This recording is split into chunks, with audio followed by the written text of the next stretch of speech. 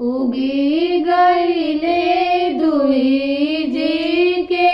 चनावा जिहुआ गईले खबर जिहुआ गईले खबर नहीं कईनी छठ के तैयारिया कुछ नहीं हरावा कुछ नहीं घरावा नहीं कईनी छठ के तैयारिया मनावा गईले खबर मनावा गईले खबर बाहर ले आवे ना दुर्गा शंकर दे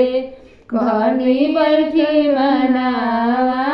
के मत धनी बैठी मनावा के मत उगी गईले बालम दुर्गा के चनावा मनावा गईले खबर मनावा गईले खबर नहीं किनानी कला सुपदौदावा मनावा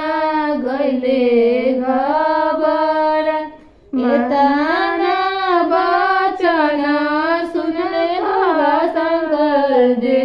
सुनि धन्य राजम सुनि धन्य राजम जबो जयबो ससारम बजरिया सुपावा लईबो